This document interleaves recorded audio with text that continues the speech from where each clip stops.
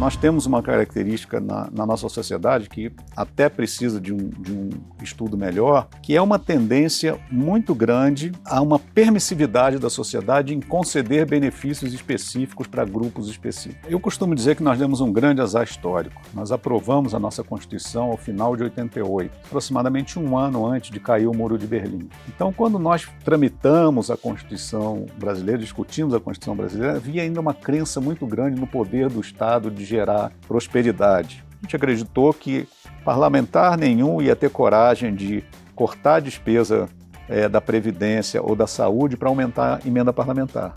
De certa forma, fomos inocentes, porque eles tiveram coragem de fazer isso em algum momento. E aí aconteceu alguma coisa que é muito comum no modelo político brasileiro, que é assim, na hora da crise todo mundo aceita reforma. Mas botou um pouco o nariz fora da água, volta todo mundo a operar do mesmo jeito. Então a economia começou a sair do atoleiro em 16, aí já, não, tá tudo bem, vamos começar a aumentar a despesa nisso, eu quero mais despesa para aquilo. Voltou a operar no modo tradicional, saiu de operar do modo medo, crise, e aí começou a pressionar o teto. A conclusão de que a gente não pode mais perder tempo discutindo ou rediscutindo regra fiscal no Brasil. Esse tipo de instrumento não funciona na sociedade brasileira. Nós somos muito permissivos, nós aceitamos furar a regra que nós mesmos nos impomos. Show me the money.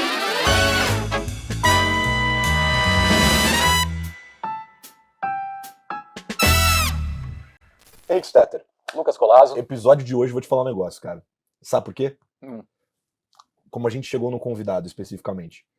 Nós temos uns amigos aí que trabalham em corretora institucional, né? Sim. E aí eles viraram pra gente e falaram assim, cara, hoje a pessoa que os gestores mais querem conversar sobre fiscal é esse cara. Vocês precisam gravar com ele um episódio. Eu falei, pô, por que não, né? Por que não? Por que não? E o tema fiscal, que é uma coisa que a gente estava discutindo aqui no bastidor, né?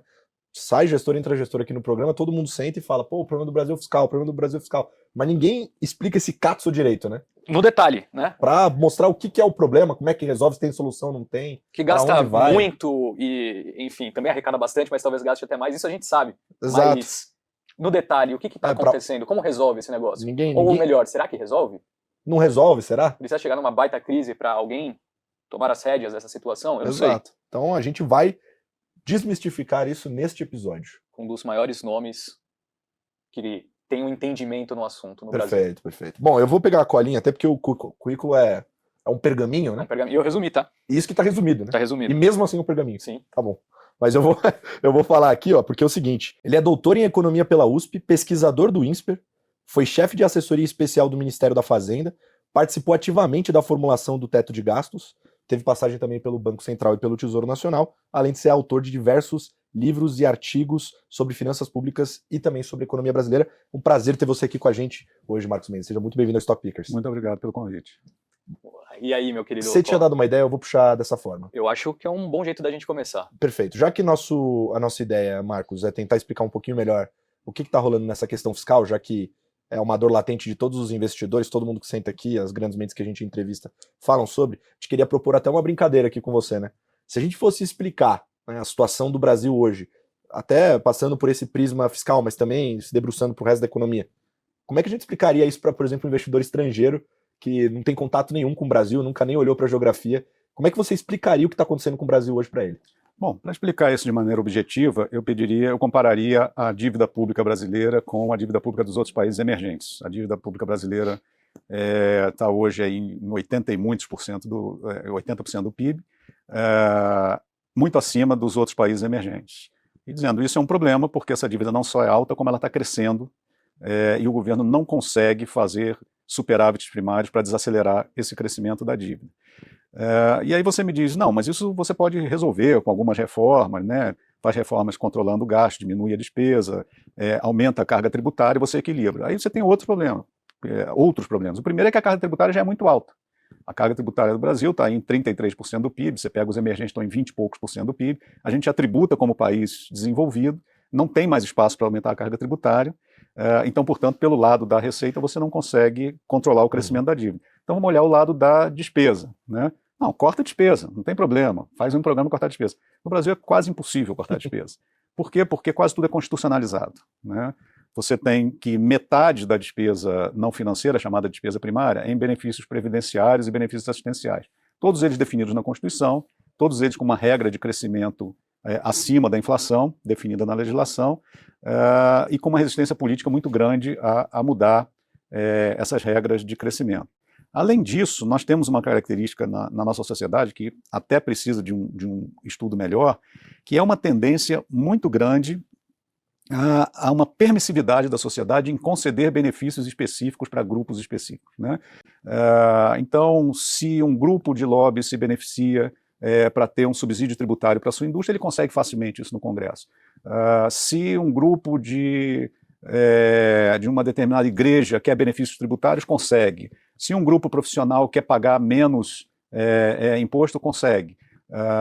Quando você olha a história da tramitação de projetos com impacto fiscal no Congresso, há uma presença muito grande de benefícios a grupos específicos, né?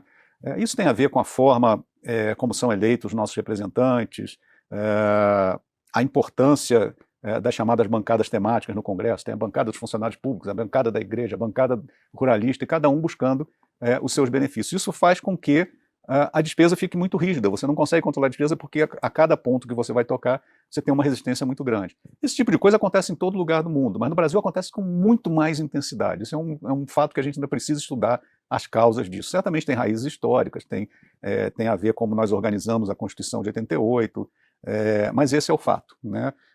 Então nós temos uma carga tributária que já foi lá no alto para tentar cobrir todas as despesas que nós criamos no orçamento público, mas não está dando conta disso. Nós temos um déficit elevado, a dívida crescendo, e não conseguimos encontrar a solução para essa equação.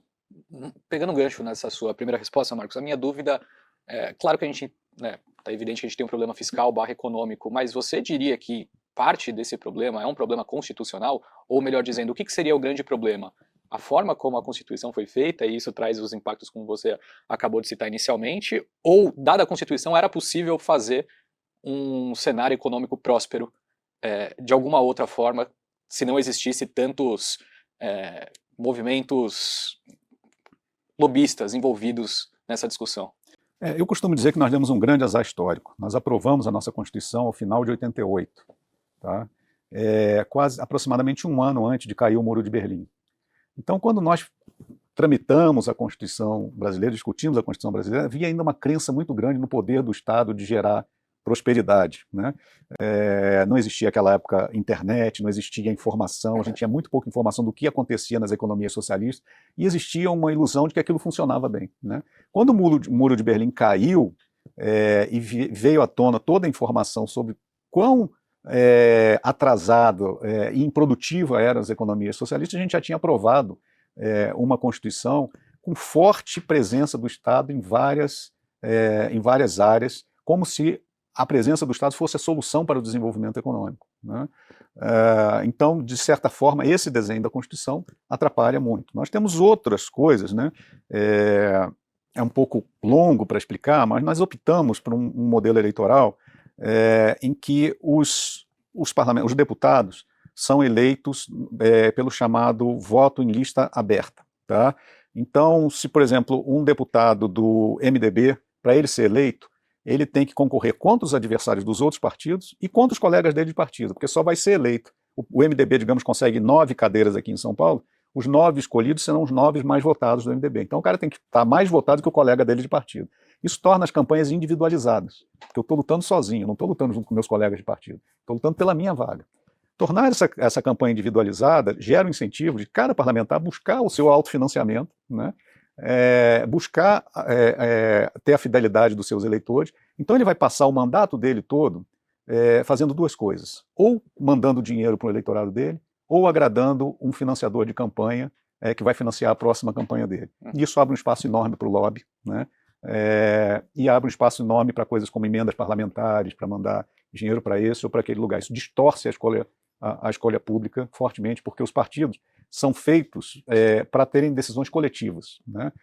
E você criou um desenho no Brasil em que você incentiva a decisão individualizada. Você veja hoje essa discussão das emendas parlamentares, cada parlamentar quer a sua emendinha, né?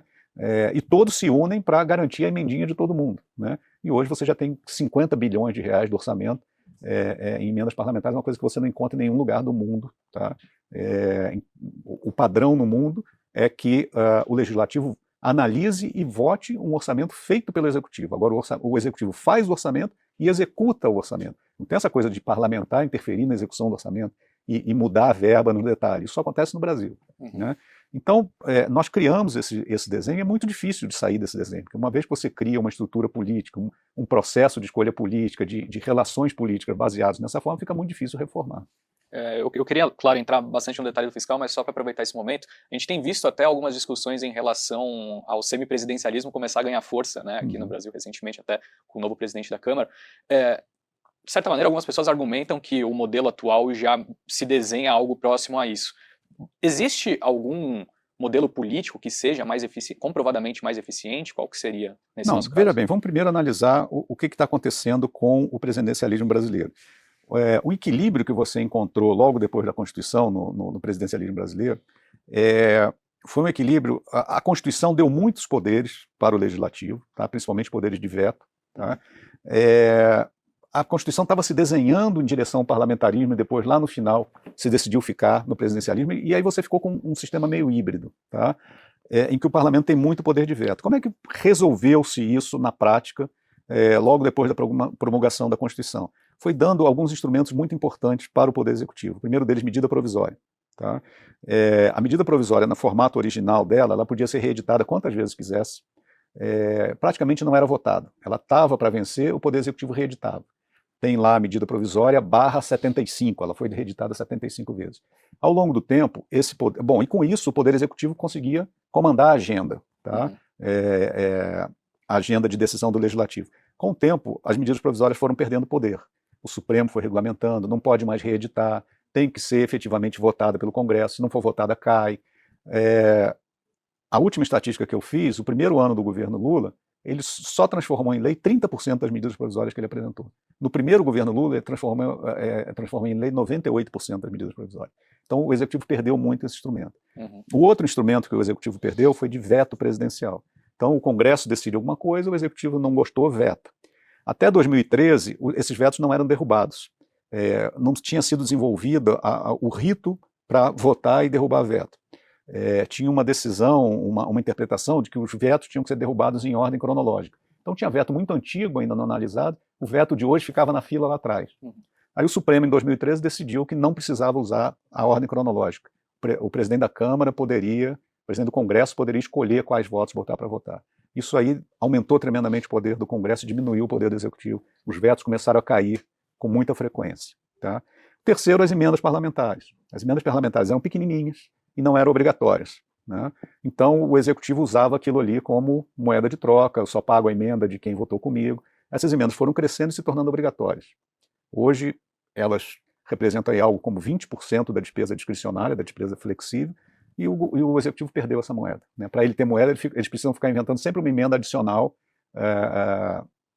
para ter uma moeda a mais. E tem uma outra característica, que é a de composição partidária. Logo depois da Constituição, você tinha 3 grandes partidos, de centro-direita, que era PSDB, PFL e PMDB. O Fernando Henrique, com esses 3 partidos, governava, tinha maioria. De lá para cá, os partidos se fragmentaram, hoje você tem uns 8, 10 partidos médios, tá? E você tem um presidente de esquerda que é minoritário, que a maioria dos partidos médios são de centro-direita. Então fica mais difícil ainda você formar uma maioria governista no Congresso. Né? Então se diminuiu muito o poder de agenda do Poder Executivo. Tá? Então se você tem um Poder Executivo determinado, mesmo que você tenha um Poder Executivo determinado a fazer ajuste fiscal, ele tem muita dificuldade de fazer ajuste fiscal, porque ele vai enfrentar interesses do Congresso que querem proteger essa ou aquela despesa. Quando você tem um governo que sequer tem convicção de que é importante fazer ajuste fiscal, como é o caso do governo do PT, fica mais difícil ainda, né? Porque você tem resistência dentro do Executivo e dentro do Legislativo. Tá? Perfeito. Mas só para emendar aquela pergunta que eu tinha feito, existe, na sua visão, uma mudança nesse formato político seria mais eficiente do que o modelo atual? Tá. Bom, aí você fala, não, então vamos mudar para o parlamentarismo.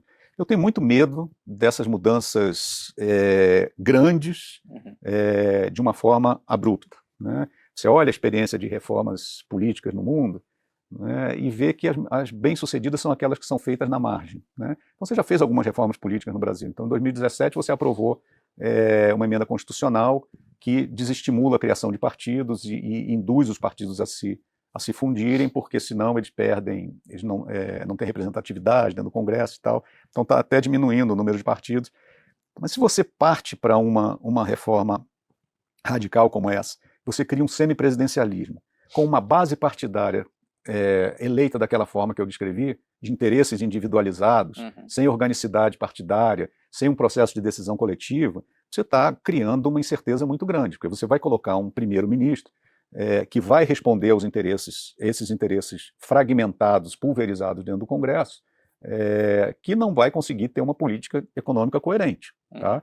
Então, para você ter uma migração para um parlamentarismo hoje em dia, você precisaria mudar a forma de eleição e de composição das bancadas partidárias. Tá? Ter menos individualização da campanha, alguma coisa como candidatos eleitos por lista fechada, o partido é que define quem é o primeiro, o segundo, o terceiro da lista. Mas isso é uma mudança de mentalidade muito grande, que a prática política está acostumada com outras coisas. Né? Tem um exemplo que eu sempre cito, né? Fizeram uma reforma política na Austrália, em que eles queriam aumentar o espectro de partido. Lá tinha 2 partidos, mais ou menos esquerda e direita, e eles queriam ter 3 ou 4 partidos, criaram incentivo para isso. Fizeram uma reforma lá, e o que aconteceu é que criaram 4, 5 partidos que na prática atuavam em coligações e reproduziam exatamente o modelo dos 2 partidos que existiam antes. Então, assim, muitas vezes você muda a regra, mas a prática continua a mesma. O mundo político encontra espaços dentro da nova regra para continuar operando como operava antes. Então, eu não vejo bala de prata nisso. Eu acho que mudanças mais na margem seriam importantes. Por exemplo, uma mudança que seria interessante seria proibir o 3º mandato de presidente da República. O mesmo indivíduo só pode ser presidente 2 vezes. Tá? Você não cria a tendência a ter um caudilho, né, aquele líder de direita ou de esquerda que vai ser sempre a referência, vai estar sempre voltando, né? Você induz a renovação. Os Estados Unidos é assim, né? Os Estados Unidos é assim, talvez deixe de ser, né? O Trump já está querendo que não seja assim. Né? Então esse tipo de reforma, você mexer no financiamento de campanhas, que é um absurdo o tamanho desse fundo eleitoral que existe, né? Você mexer nas emendas parlamentares, limitar o espaço inclusive para a corrupção que existe, tudo isso muda o xadrez político de forma mais gradual. Né? E a outra coisa é que nós estamos caminhando para uma crise fiscal que vai induzir alguma reforma fiscal independente de reforma política, né? Independente de mudança no mundo político. Só para eu tirar essa última dúvida, Cola, porque eu acabei, assim, pode parecer que a conversa foi para uma direção mais política do que econômica, que era o nosso objetivo inicial, mas acho que na primeira resposta ali já ficou muito claro como todos esses pontos acabam condenando, de certa maneira, o Brasil a ter tanta dificuldade em conseguir implementar essas reformas, né? E você estava ali na frente de uma das principais que a gente teve, foi o teto dos gastos, né, de 2016, 2017. Marcos, quando você olha para trás, e até pensando no teto que foi amplamente aceito pelo mercado naquele momento, todo mundo gostou, e quando ele sumiu, né, alguns argumentam que no fim do governo do Bolsonaro ali com o Guedes, com pandemia já começou a cair, outros dizem que foi no momento da transição do governo, mas fato é que aquela regra realmente ficou para trás, e quando você observa aquilo que foi tão aceito e depois modificado e nos trouxe a um ambiente de tamanha incerteza, o que você acha que faltou naquele momento ou posterior a isso para que uma regra tão importante realmente perdurasse ao longo do tempo, né, no longo prazo? Bom, primeiro, fazendo referência a isso que você falou antes da gente estar discutindo política, né? Política fiscal é basicamente política, né? Você faz despesa porque teve uma decisão política antes de escolher. Você hoje paga um programa de assistência aos hotéis e setor hoteleiro da pandemia, e paga até hoje, quando não acabou a pandemia, por uma decisão política, de fazer persistir aquilo ali. Tá? Então, política fiscal é política. Tá? Com relação ao teto de gastos, qual foi o diagnóstico da época e por que o teto foi aceito na época? Em primeiro lugar, a gente estava numa recessão profunda, tá? 2 anos de queda grande do PIB, o sistema político estava assustado, não sabia para onde a economia ia, a gente podia aprofundar aquela crise. Quando você entra numa crise, o sistema político passa a aceitar coisas que normalmente não aceita. Tá? Então é uma questão de aproveitar a oportunidade. E por que a ideia do teto? A ideia era de fazer uma consolidação fiscal gradual ao longo do tempo. Tá? Então o teto tinha uma duração de 20 anos. Tá? Você tinha o diagnóstico de que o problema efetivamente estava do lado da despesa, porque você já arrecadava muito, então você precisava controlar a despesa, e a gente acreditou que colocando o limite para a despesa primária, é você explicitar todos os conflitos que existiam dentro do orçamento, né? A gente acreditou que parlamentar nenhum ia ter coragem de cortar a despesa da Previdência ou da saúde para aumentar a emenda parlamentar. De certa forma, fomos inocentes, porque eles tiveram coragem de fazer isso em algum momento, certo? A outra coisa é que você tem no Brasil alguns poderes e alguns órgãos com autonomia orçamentária. É o Judiciário, o Ministério Público, a Defensoria Pública, o Tribunal de Contas da União, e, de certa forma, essa autonomia orçamentária foi capturada pela corporação, que usou essa autonomia orçamentária para aumentar salários. Você abre o jornal hoje, todo dia tem penduricário de judiciário, não sei o quê. Então, você colocando um teto específico para cada um desses, você acabava com essa brincadeira. Ó, quer pagar penduricário? Vai pagar dentro do teu limite. Tá? Vai ter que cortar a despesa das tuas despesas correntes para aumentar salário. E a gente não tinha, e como não tem até hoje, problema de balanço de pagamentos. Então, você não tinha um problema de crise de balanço de pagamentos, o teu problema era basicamente fiscal. Então, a gente avaliou que seria uma mudança de mentalidade, criando aquele teto, você, junto com uma agenda de reforma da Previdência, reforma do gasto, que viria junto com o teto, você mudaria o regime fiscal brasileiro. Pois bem, o que aconteceu? Logo em seguida, veio escândalo envolvendo o presidente da República, desmobilizou a reforma da Previdência, desmobilizou toda a agenda de reforma que estava engatilhada para ser proposta. Tá?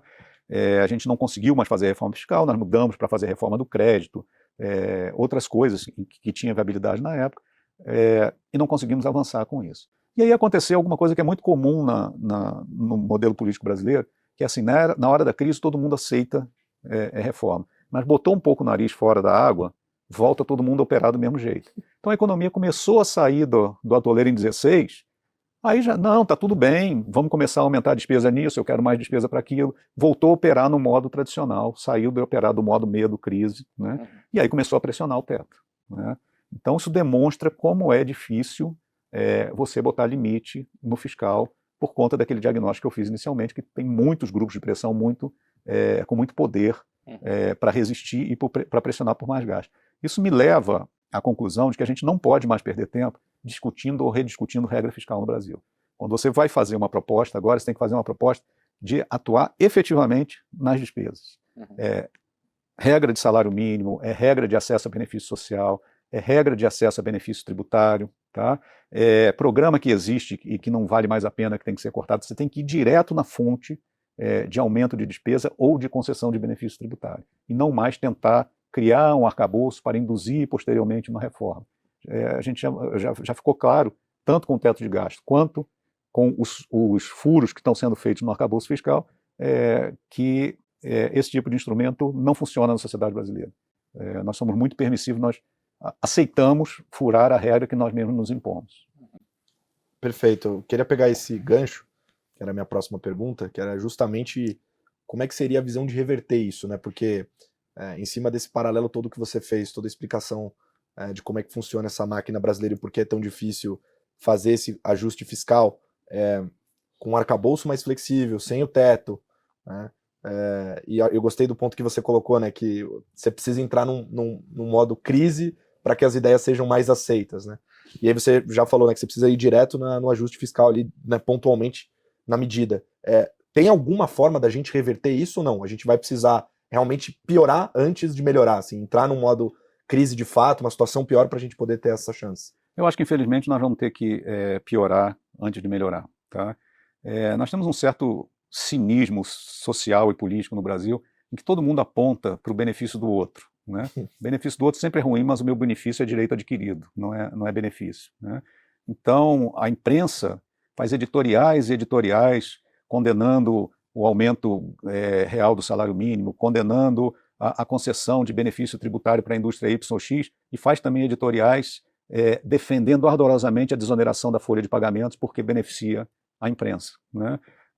Cada um tem uma justificativa para dizer que o seu benefício é muito importante para a sociedade brasileira. Né? É basicamente dizer, olha, me subsidia que isso vai gerar tanto benefício em termos de geração de emprego, de PIB, que vai fazer bem para todo mundo. Se você botar dinheiro no meu bolso, esse dinheiro vai se multiplicar no meu bolso e vai atingir todo mundo na sociedade. Só que todo mundo age dessa forma, né? Você tem a Zona Franca de Manaus, você tem o benefício da indústria química, você tem o benefício do Simples, você tem o benefício dos profissionais que são pejotizados. Todo mundo tem um benefício e ninguém abre mão dele, tá? E é muito difícil você fazer uma coalizão social em que todo mundo abra a mão e vamos, né, melhorar o bem-estar coletivo com cada um abrindo mão do seu benefício. Não acontece isso, né? Isso é um processo muito descentralizado. Então você tem que ter uma situação de medo, uma situação de, olha, está ruim mesmo, né? Temos que fazer sacrifício para sair do outro lado, tá? Então eu não vejo outro modelo senão uma percepção de perda iminente e concreta para as pessoas aceitarem e mudarem de posição. Em relação ao que a gente estava falando lá no início, a questão fiscal, quando a gente abre os gastos do governo, você conseguiria elencar onde estão os maiores problemas? A gente está falando aqui de benefício fiscal que, de certa maneira, entra nisso, mas não gasta de fato, né? Qual que seria, assim, os principais pontos em que a sociedade deveria prestar atenção, exatos pontos mais críticos, para ter alguma mudança? Vamos primeiro separar despesa de receita, né? É uma coisa muito comum, todo mundo fala assim, não corta a despesa não, porque tem ali benefício tributário, corta o benefício tributário. Mas aí ninguém corta o benefício tributário, né? Vamos separar aqui, então, um pouco. Vamos olhar para a despesa. Então, em termos de peso de despesa, tá? Está nos benefícios sociais e previdenciários. Tá? 50% da despesa não financeira do governo é benefício da Previdência, diversos, né? Aposentadoria, pensão, auxílio-doença e tal. Tem o benefício de prestação continuada, que é um benefício assistencial, as pessoas não contribuem para receber esse benefício, ele é pago um salário mínimo a quem tem renda muito baixa ou a quem tem deficiência física. Tem o abono salarial, que é pago para pessoas que estão empregadas no mercado formal e ganham até 2 salários mínimos. Tem o seguro-desemprego, que é pago em caso de desemprego. Somando isso, dá metade da despesa. Então, sem reformar isso, tá, você não tem um impacto significativo. O argumento que diz não, vai pegar os pobres. Não necessariamente. Tá?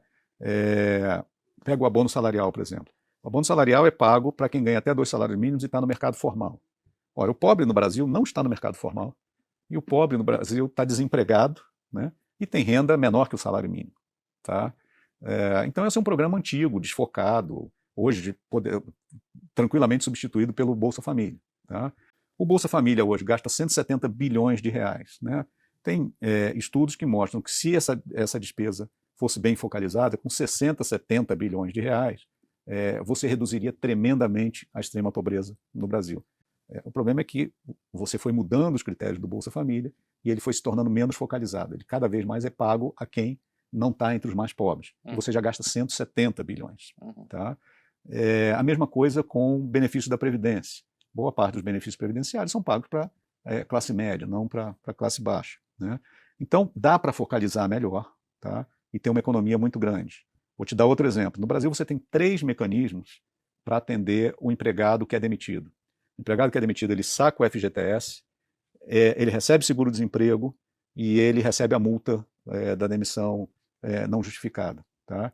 Isso faz com que muita gente force a demissão quando o mercado de trabalho está aquecido, porque o cara pega toda aquela indenização e vai arrumar outro emprego. Né? Então você distorce os incentivos. Então você poderia reduzir esse sistema de seguro que está nesses 3 elementos, né?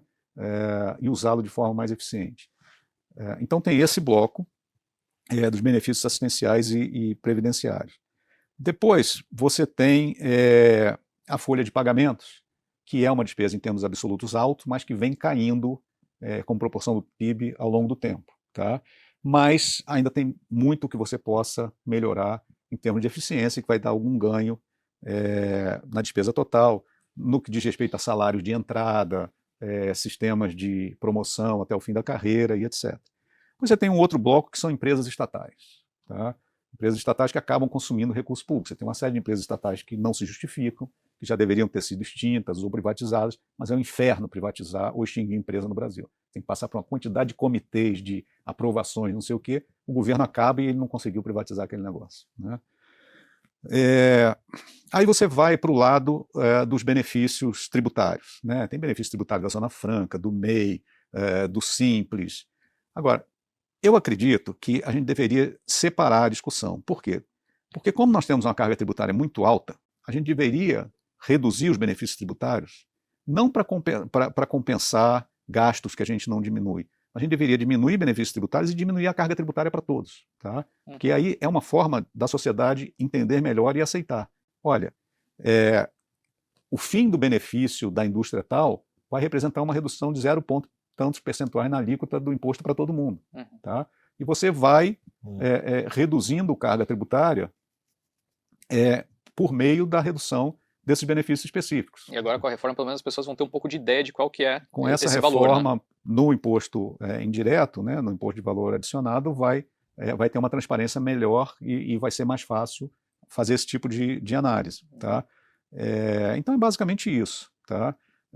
Tem um grupo menor de despesas, como por exemplo, você pode melhorar muito, o Proagro, que é um seguro rural. Ele tem um problema de incentivos, porque o Banco do Brasil, que quem administra o Proagro, é o próprio Banco do Brasil que diz se deve pagar ou não ao agricultor, se o agricultor teve ou não perda, né? E ao fazer esse pagamento, o Banco do Brasil também tem um ganho. Então aquele agente que ganha acusando que houve uma perda, é quem vai se beneficiar daquilo ao mesmo tempo. Então você tem um problema de incentivo, você tem que redesenhar o Proagro, né? E tem uma série de políticas que o governo não deveria se meter, tá? Que são os subsídios e a chamada política industrial, que se faz há 70 anos no Brasil e dá errado há 70 anos, né? E a gente paga uma série de subsídios para determinadas empresas, para determinados setores, supondo que esses setores vão se desenvolver, vão gerar emprego, e esses setores se mostraram, na verdade, permanentemente dependentes desse subsídio, né? Tem uma outra dimensão que é a chamada política de desenvolvimento regional, né? Então você bota um monte de dinheiro em fundos para atrair empresas para o Norte, Nordeste e Centro-Oeste. Faz isso há 70 anos, tá? E há 70 anos não diminui a diferença de renda per capita do Sul, Sudeste em relação ao Norte e Nordeste, tá? O único caso de crescimento da renda per capita regional, de sucesso nessa área, foi o do Centro-Oeste, que hoje já tem uma renda per capita igual à do Sudeste, e não foi por conta de política de desenvolvimento regional, foi por conta do desenvolvimento do agro, foi basicamente um movimento privado voltado para o mercado internacional, né? Você pode dizer que teve a ajuda da Embrapa, teve política de crédito, tudo bem, teve isso, mas fundamentalmente, se não tivesse sido o investimento privado e a abertura internacional, o Centro-Oeste não teria convergido para a renda do Sul-Sudeste. Então, tem todo esse mecanismo de política regional que é caríssimo, alimenta uma máquina política de patronagem política muito forte no Norte e Nordeste, e que dá resultados pífios em termos econômicos. Então, você poderia economizar muito também reduzindo essas políticas de desenvolvimento regional.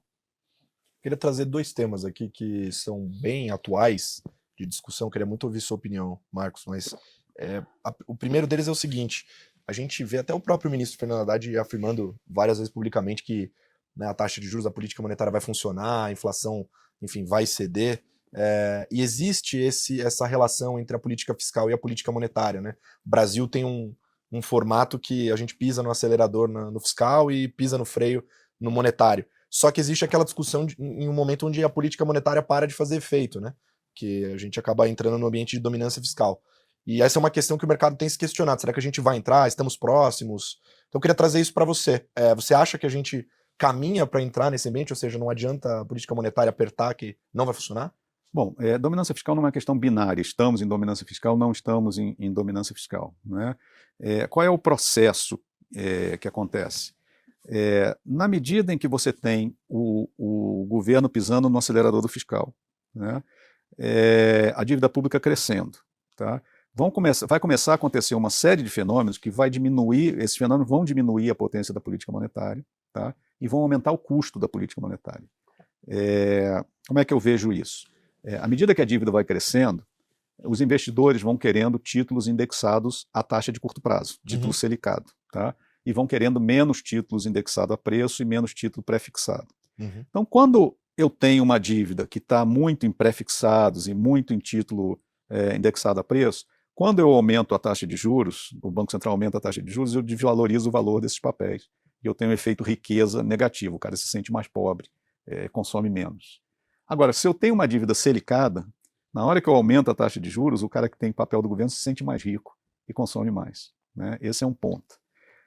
O outro ponto diz respeito à taxa de câmbio. Quando eu tenho uma dívida crescendo, com pinta de perder, sair do controle, quando o Banco Central aumenta a taxa de juros, isso gera um medo, né? Pô, esse governo agora com juros mais altos, agora é mesmo que ele não consegue pagar essa dívida. E aí você tem fuga de capitais e você tem desvalorização do câmbio. Quando numa situação normal, com dívida baixa e inexistência de medo quanto à solvência da dívida, quando o Banco Central aumenta os juros, fica mais lucrativo investir no país, o cara olha a taxa de juros lá fora, ele traz o dinheiro para o Brasil, né, e valoriza o câmbio, e isso ajuda a conter a inflação. Quando eu tenho o movimento contrário, de fuga de capitais e desvalorização, o câmbio prejudica a inflação, o câmbio alimenta a inflação. E aí você vê o câmbio alimentando a inflação, esse efeito riqueza não acontecendo, né? Isso aí vai minando, e ao mesmo tempo o governo pisando no acelerador do fiscal. Isso vai minando um outro elemento importante para controlar a inflação, que são as expectativas inflacionárias. Tá? Expectativas inflacionárias não convergem para a meta. Tá? Então, quando você vai entrando numa situação dessa, de dívida selicada, preocupação com solvência, dívida muito alta e crescendo, cada vez que eu aumento os juros, o impacto na redução da inflação vai ser menor, porque eu vou ter um efeito adverso no câmbio, eu vou ter efeito adverso no efeito riqueza, tá? Então a potência da política monetária é menor. E ao mesmo tempo, o custo fiscal disso aumenta. Vai chegando uma hora que o Banco Central vai olhando e falando, pô, não está valendo a pena esse negócio, né? Por mais que o Banco Central seja autônomo, né? Uma hora que ele vai olhar e falar assim, pô, eu estou arrebentando ainda mais o fiscal, porque o cara do lado de lá da praça não faz o dever de casa dele, né? E o que eu estou fazendo aqui não está gerando efeito, porque por conta dessa questão cambial, do efeito riqueza. Então você vai transitando para uma situação mais difícil. Tá? Eu acho que a gente está um pouco nesse caminho. Tá? Os episódios do final do ano passado, o estresse do ano passado, mostraram que a gente está flertando com essa situação. Boa. Eu vou usar aqui o espaço, Stetter, até te pedir, vocês querem o segundo tema? Porque, enfim, o privilégio de ter alguém aqui na nossa frente que também veste o chapéu de professor, né? Vou falar como aluno aqui, tá? Manda bala. Embora eu não tenha estudado no INSPER igual você. Mas, Marcos, é o seguinte, essa é uma questão que me interessa bastante, por isso eu vou perguntar.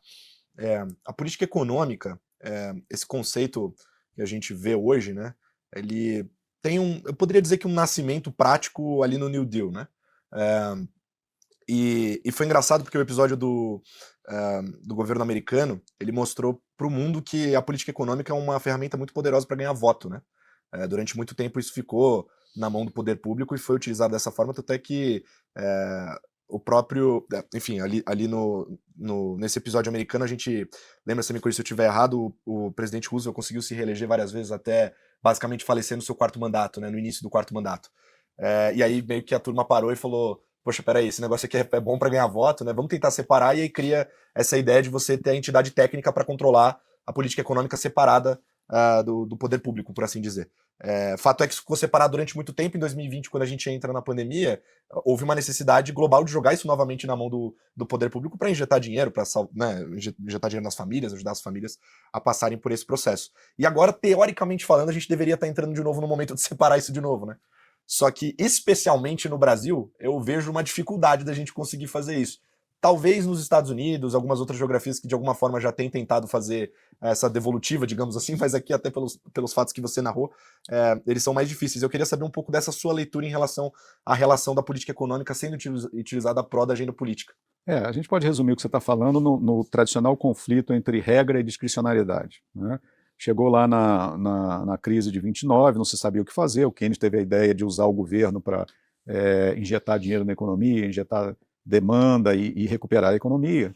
E a partir dali se tentou sofisticar essa ideia, achando que os macroeconomistas, os economistas de governo, teriam na mão alavancas muito precisas, né, para colocar demanda na economia quando a economia precisa, para tirar a demanda da economia, fazendo a chamada política anticíclica, né? Então está superaquecida, eu puxo essa alavanca. Mas na prática o que se descobriu é que o economista de governo ele não tem uma alavanca precisa para ficar colocando e tirando demanda, regulando exatamente o nível de crescimento do PIB, para ele ficar ali no PIB potencial. Ele está dirigindo um caminhão sem freio e com folga na direção. E ele está ali tentando mais ou menos ajudar a fazer a curva, entendeu? E não deixar a coisa descarrilar.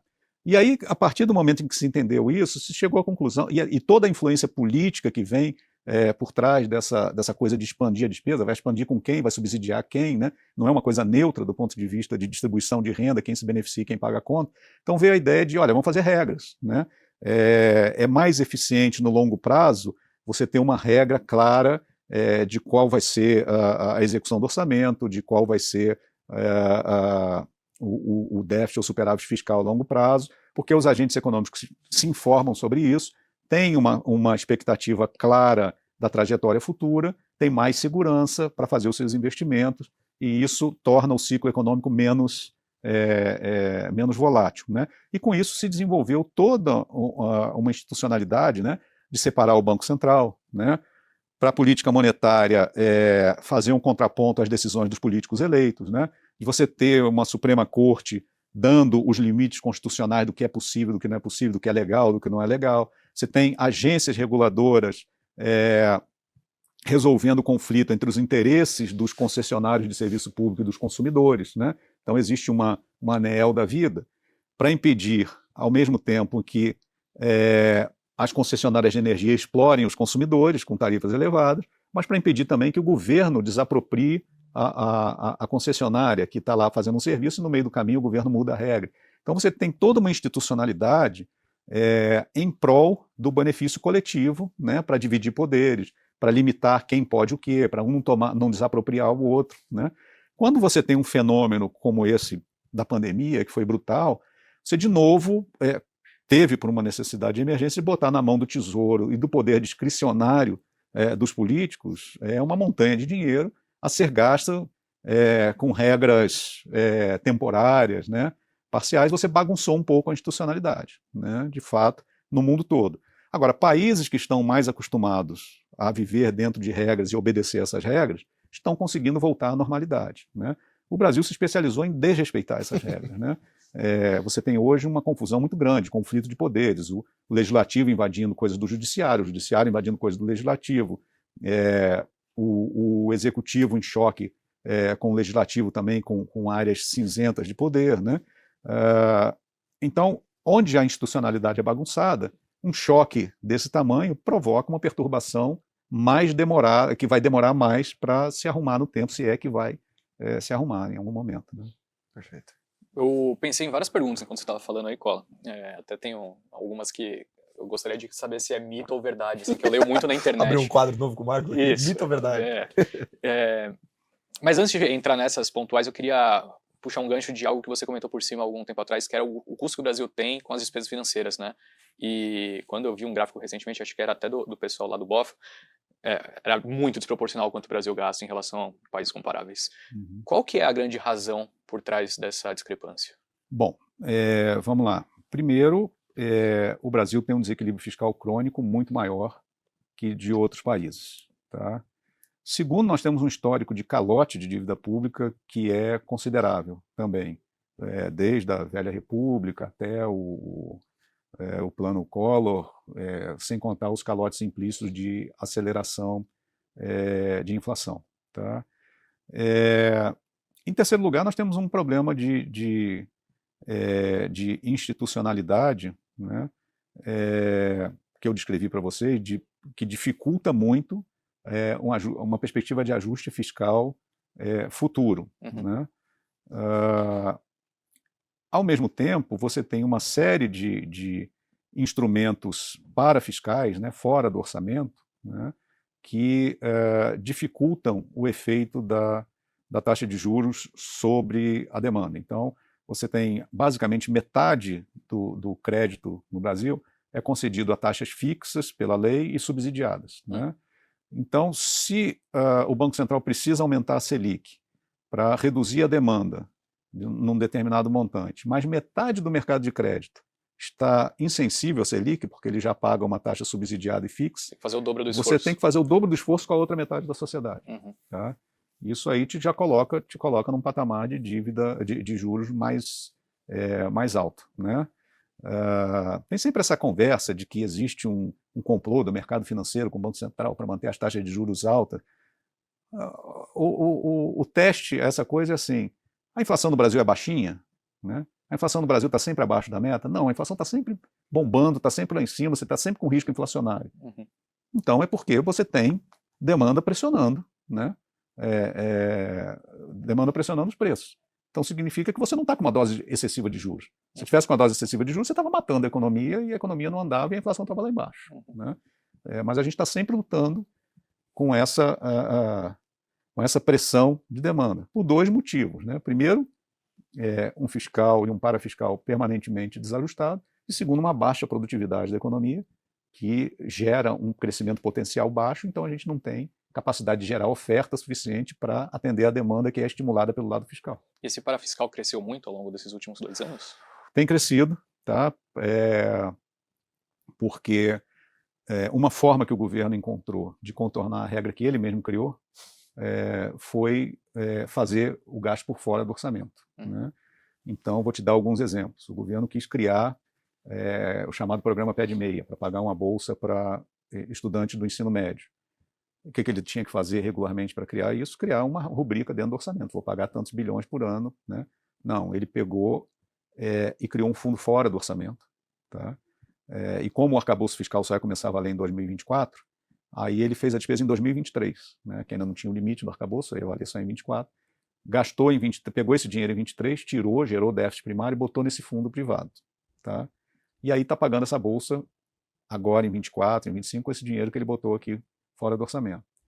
E aí ele já tinha outros dinheiros fora do orçamento da época da pandemia. Na época da pandemia ele criou vários desses fundos fora do orçamento para dar garantias a empréstimos a empresas, para as empresas não morrerem e tal. Foi um programa até razoavelmente bem feito, o chamado Fundo Garantidor de Operações. O Tesouro pegou, botou esse dinheiro lá, com o compromisso de, quando acabar a pandemia, o que sobrar nesse fundo garantidor aqui volta para o Tesouro e reequilibra as contas. Aí o que os políticos descobriram? Pô, o dinheiro está fora do orçamento, para que eu vou voltar esse troço para dentro do orçamento? Vou pegar esse dinheiro que está fora do orçamento e ficar brincando de um fundo para outro. Então eu peguei esse fundo que garantia empréstimos, joguei para o fundo do Pé de Meia e vou pagar o Pé de Meia com esse dinheiro aqui que está fora do orçamento. Isso é uma forma.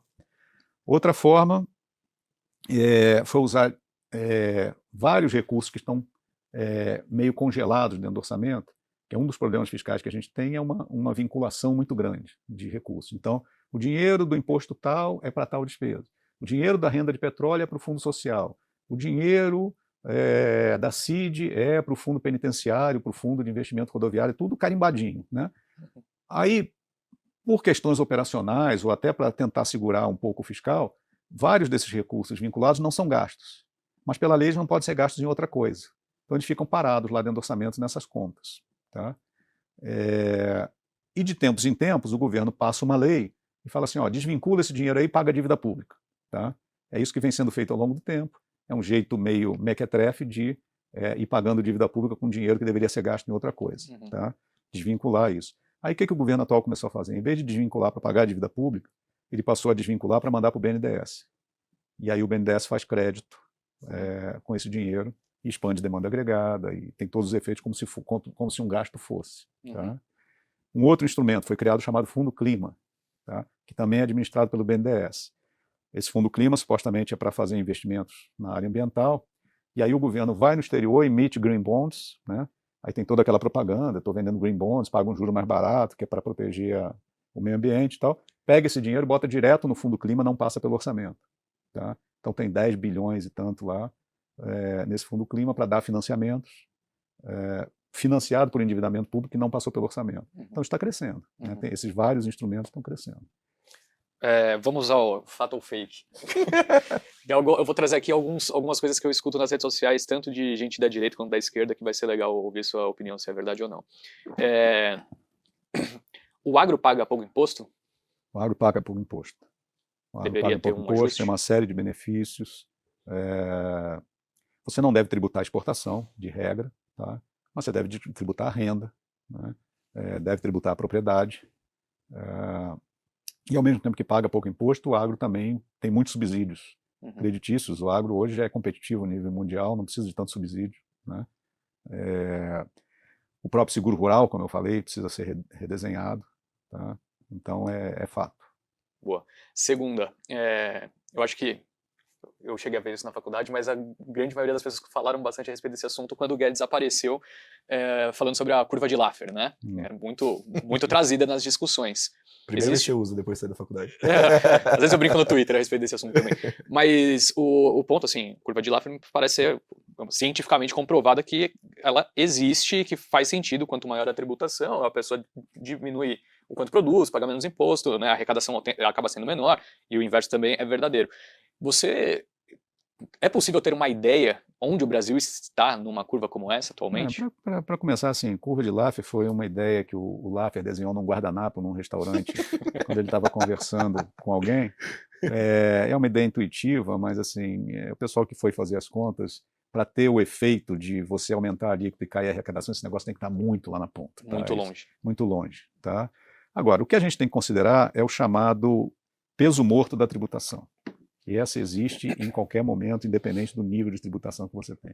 Toda vez que você cria um imposto sobre uma determinada transação, você mata a atividade econômica. O exemplo que eu dou para os meus alunos é muito simples, está no livro de introdução de economia lá do MAN, que é o seguinte: o cara vai contratar um faxineiro para limpar a casa dele. Ele está disposto a pagar R$120, o faxineiro está disposto a trabalhar por pelo menos 80. Entre 80 e 120 tem negociação. Tá? Se você bota um imposto de R$50 sobre essa atividade, você matou essa negociação. Porque você tem um espaço de 40 de negociação. Se for o empregado que vai pagar o imposto, eu pago 120 para ele, 120 menos 50 vai dar os 70, que é menos do que ele está disposto a receber. Se sou eu que vou pagar o imposto, eu vou pagar 80 para ele, mais 50, eu vou estar gastando mais do que os 120 que eu estava disposto, não vai ter mais negócio. Então isso acontece em qualquer coisa. Né? Na hora que eu crio um imposto, eu mato ganhos de comércio. Esse é o chamado peso morto da tributação. Tá? Por mais eficiente que seja o imposto, sempre vai existir esse peso morto. Então, por isso que as sociedades precisam tentar ter um serviço público eficiente para requerer o mínimo possível de carga tributária, para permitir um máximo de atividade econômica lucrativa, para não matar oportunidades de negócio. Mas existe algum estudo, alguma ideia de quanto que a gente é ineficiente nesse sentido de excesso de imposto em diferentes setores atualmente? Se a gente tem uma atividade como a atual, com baixa produtividade e com uma das maiores cargas tributárias do mundo, me parece claro que alguma coisa... Né? Não, tem vários indicadores. Por exemplo, cumulatividade tributária. Tá?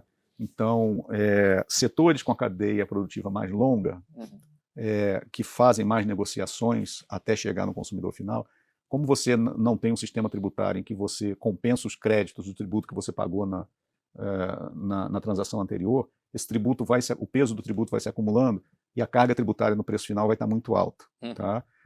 Isso tipicamente é um problema da sociedade brasileira, da tributação brasileira, que está se tentando resolver com essa reforma tributária agora. Tá? Como a indústria tem uma cadeia tributária, uma cadeia produtiva de negociação mais longa que comércio e serviços, a indústria é mais sobrecarregada. Tá?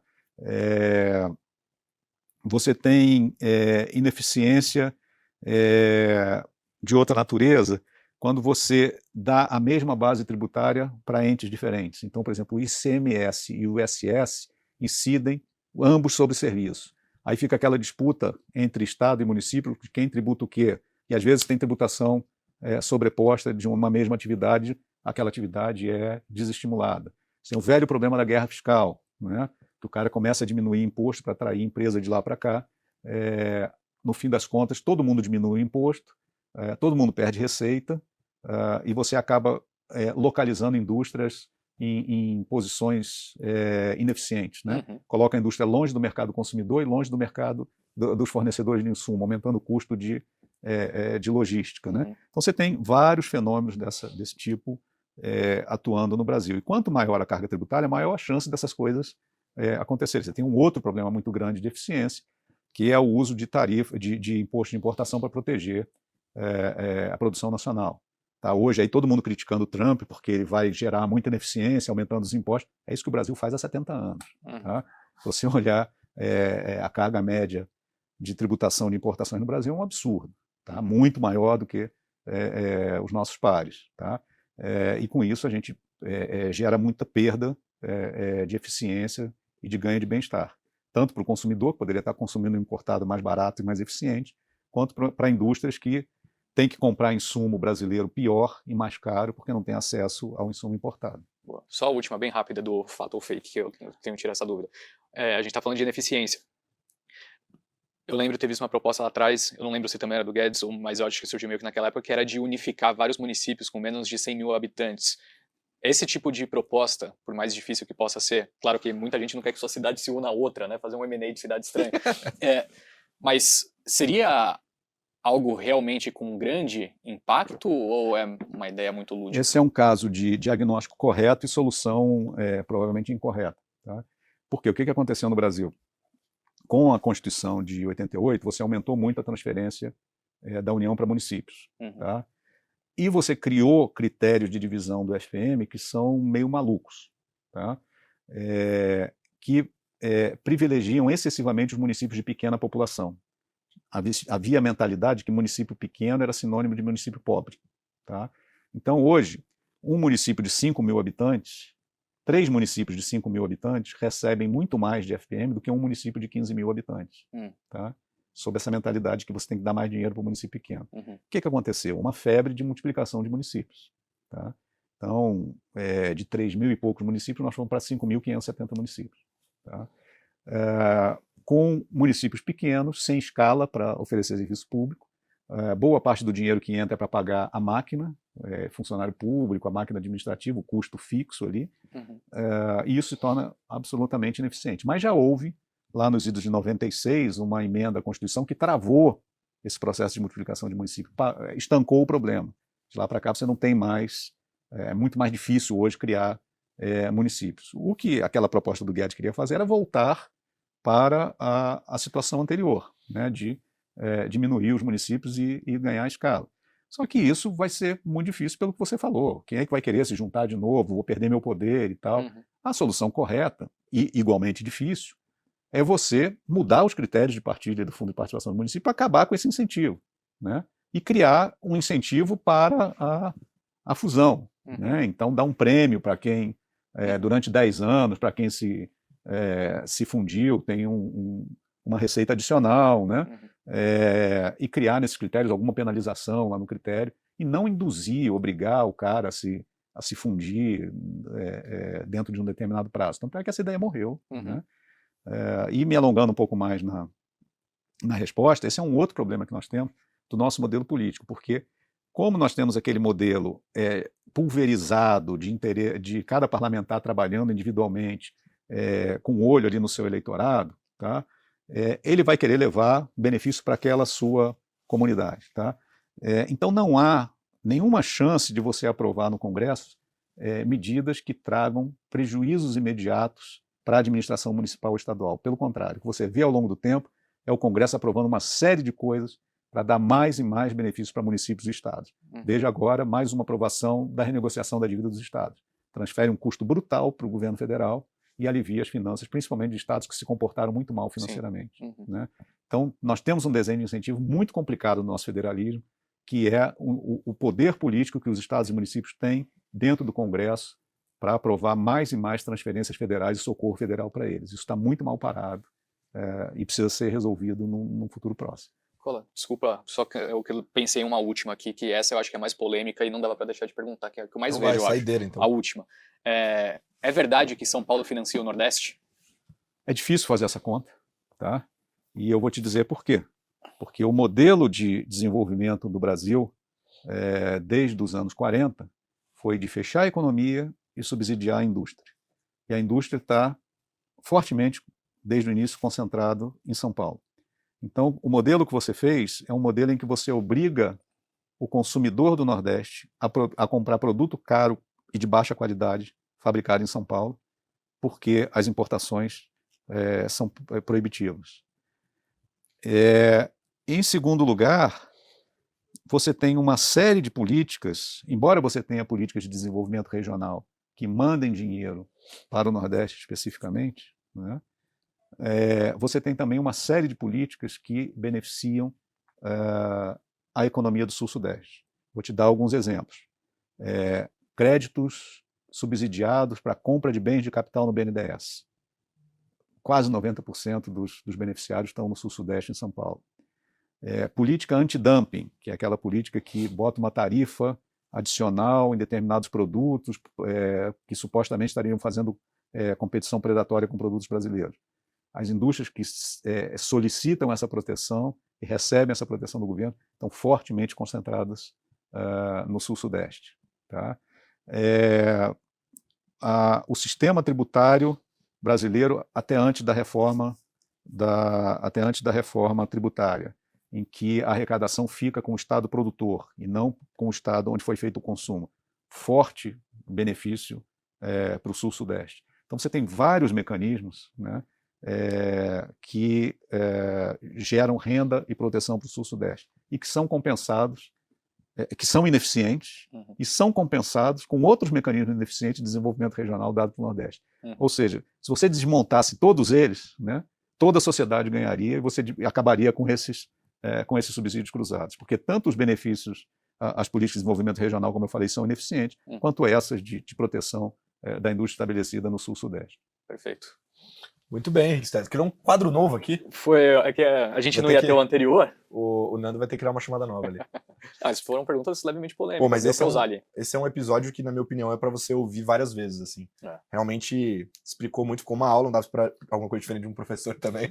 Mas, Marcos, queria te agradecer muito ter topado e obrigado pelas explicações, realmente foi uma aula. Prazer estar aqui com vocês. A gente vai chamar mais vezes, com certeza, H. Tamo junto. Semana que vem tem mais. Um beijo. Tchau. Show me, mano.